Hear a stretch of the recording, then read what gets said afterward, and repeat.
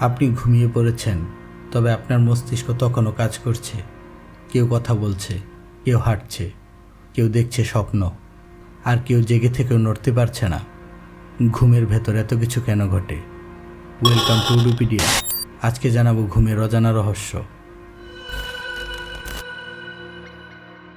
ঘুমের মধ্যে কথা বলা, স্লিপ টকিং, এর কোনো নিয়ন্ত্রণ নেই। বিজ্ঞান বলে এটা আরইএম স্লিপ ডিসঅর্ডার। কিন্তু কেউ কেউ ভাবে এই সময় মানুষের ভেতরের চেপে রাখা কথা বেরিয়ে আসে।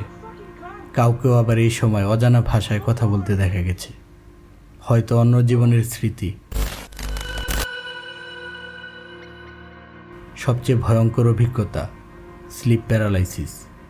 চোখ খোলা, শরীর নড়ে না, বুকের উপর চাপ, ঘরের কোণে ছায়া, দম বন্ধ হয়ে আসা পরিস্থিতি।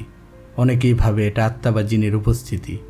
আসলে এটি একটি নিউরোলজিক্যাল গ্লিচ। কিন্তু একই অভিজ্ঞতা বারবার কেন? ঘুমের মধ্যে আপনি বুঝতে পারছেন আপনি স্বপ্ন দেখছেন, আর আপনি সেই স্বপ্নকে নিয়ন্ত্রণ করতে পারছেন। এটাই লুসাইড ড্রিমিং। কেউ কেউ বলে এই সময় আলটিমেট রিয়েলিটিকে ভ্রমণ করা যায়, আবার কেউ মেডিটেশনের চেয়ে পাওয়ারফুল মনে করে এটাকে। ঘুম মানে শুধু বিশ্রাম নয়, ঘুম মানে মনের অন্য জগতে পা রাখা। আপনি কি কখনো ঘুমিয়ে থেকে কিছু অদ্ভুত অনুভব করেছেন? নাকি আপনি বিশ্বাস করেন ঘুম আমাদের অন্য জগতে নিয়ে যায়?